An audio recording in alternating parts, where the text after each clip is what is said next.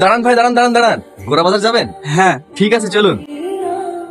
দাদা, আপনাকে তো বলেই নিয়ে আসলাম আমি একা যাব। দেখেন ম্যাডাম, আপনারা দুজন একই জায়গায় যাবেন তাই নিয়েছি। আমাকে আমার বাড়ি থেকে বলেই দিয়েছে এখনকার দিনকাল ভালো না, কোনো ছেলের আশেপাশে বসবি না। ম্যাডাম আপনি চিন্তা করেন না, কিচ্ছু হবে না। দাদা, বলেন ম্যাডাম। এই ছেলেটা পুরো গুন্ডার মতো দেখতে, কেমন ভাবে তাকাচ্ছে। দিনকাল ভালো না, আমার ভীষণ ভয় করছে। দেখুন, আপনি আজে বাজে কথা বলবেন না। আপনি নিজেকে কি ভাবছেন? আমি ভদ্র ঘরের ছেলে। চেহারা দেখে তো একটা ভিলেনের মতো লাগছে। কি বললেন? কিছু না।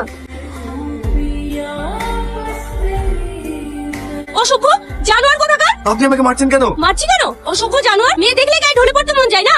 আপনি রিক্সা থেকে নামেন। না, আমি নামবো না। নামবি না?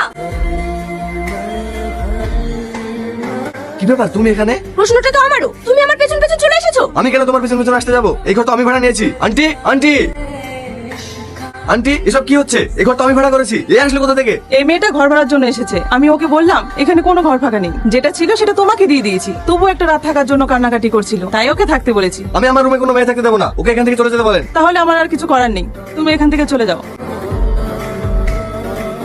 আমি এখন এত রাতে কোথায় যাব?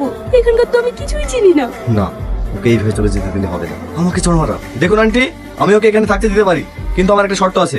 আন্টি, ওর কি শর্ত আপনি ওকে বলতে বলুন। আমার অফিসে কন্টিনিউ নাইটে ডিউটি আছে, তাই আমি দিনে থাকবো। ও যদি রাতে থাকে তাহলে এখানে থাকতে পারে। আন্টি, ওকে বলে দেন আমার দিনে কলেজ আছে, আমি দিনে থাকবো না, রাতে থাকতে দিলেই হবে। আন্টি, আমি ওর শর্তে রাজি। তাহলে তো দুজনের মধ্যে কোনো সমস্যাই থাকলো না। যাও, তুমি ঘরে যাও। তাহলে ও অফিসে যাক, আমি ঘুমাই। আজ তো আমার আবার অফিস নেই। তাহলে কি হবে? দুজন একসাথে কিভাবে থাকবো? কেন? তুমি নিচে ঘুমাও, আমি উপরে ঘুমাচ্ছি। ঠিক আছে।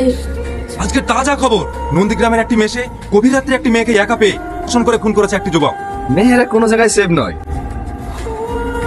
কি ব্যাপার, এত রাত্রে তুমি কোথায় যাচ্ছ?